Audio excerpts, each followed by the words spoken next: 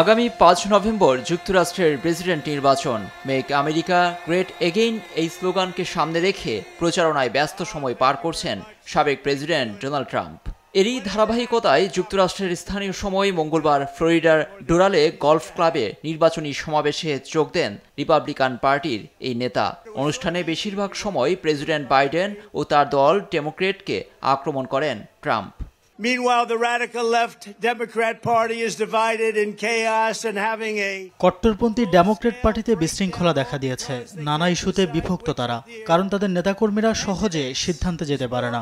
Biden বিতর্কে যেভাবে হেরেছেন, আমি মনে করি প্রেসিডেন্ট বিতর্কের ইতিহাসে সবচেয়ে বাজে পরাজয়। চলুন এই সপ্তাহে আরও একটি বিতর্কের আয়োজন হয়ে যাক। ঘুমন্ত জো বাইডেন সারা বিশ্বের কাছে প্রমাণ করে দিক প্রেসিডেন্ট হতে যা যা লাগে তার সবই আছে।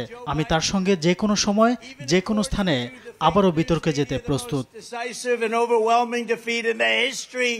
প্রেসিডেন্ট বাইডেনের শাসনে যুক্তরাষ্ট্রের মানুষ সামাজিক সুবিধা থেকে বঞ্চিত হচ্ছেন বলেও অভিযোগ ট্রাম্পের। আমি ক্ষমতায় আসলে সামাজিক নিরাপত্তা বা স্বাস্থ্য খাতে ব্যয় কমাবো না, অবসরের ক্ষেত্রেও বয়স বাড়াবো না।